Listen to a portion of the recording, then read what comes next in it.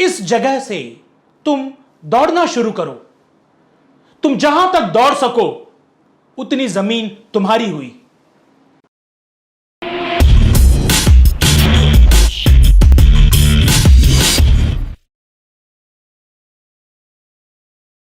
बहुत पुराने समय की बात है। विक्रमगढ़ का राजा विशाल सिंह, जिनकी ख्याति दूर दूर तक फैली हुई थी, वो बहुत ही दयालु प्रवृत्ति के इंसान थे। एक बार उनके पास एक बेरोजगार व्यक्ति आया और उसने कहा, महाराज, मुझे कुछ जमीन दे दीजिए ताकि मैं खेती कर सकूं। मेरे पास कुछ भी नहीं है। महाराज प्रसन्न थे। उन्होंने कहा, आओ मेरे साथ। दोपहर का समय था। वो महल से बाहर आए। कुछ दूर जाने के बाद उन्होंने कहा, इस जगह से तुम दौड़ना शुरू करो। तुम जहां तक दौड़ सको उतनी जमीन तुम्हारी हुई। लेकिन हां, यह बात याद रखना कि तुम्हें सूर्यास्त होने से पहले, शाम होने से पहले वापस आना है। यहीं पर, इसी जगह पर मैं तुम्हें मिलूंगा और जितनी दूर तक तुम दौड़ सके वो सारी जमीन तुम्हारी हो जाएगी। वो आदमी बहुत प्रसन्न हुआ और उसने दौड़ना शुरू किया। दौड़ता रहा, दौड़ता रहा, दौड़ता रहा। अचानक उसे यह आभास हुआ कि वो दौड़ते दौड़ते बहुत दूर आ चुका है और उसके लिए लौटना काफी मुश्किल है। पर फिर भी उसने हिम्मत नहीं हारी और वापस दौड़ना शुरू किया। दौड़ते दौड़ते उसका दम फूल गया, लेकिन वो हिम्मत नहीं हारना चाहता था। वो दौड़ता रहा और उस स्थान से कुछ दूर पर वो थक कर गिर गया और अपने प्राण त्याग दिए। राजा ने सोचा कि काश इसने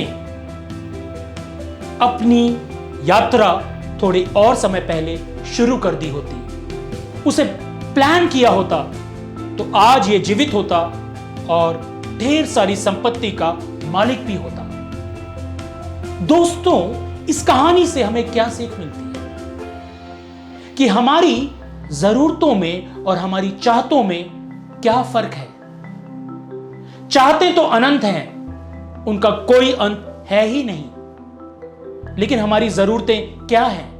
इन दोनों का सामंजस्य, इन दोनों का बैलेंस ही तो जिंदगी है। अगर हम इन दोनों को बैलेंस नहीं कर सकते तो हम उलझे रहेंगे, हम दौड़ते रहेंगे और शायद ऐसी जगह पहुंच जाएंगे जहां से लौटना संभव नहीं है।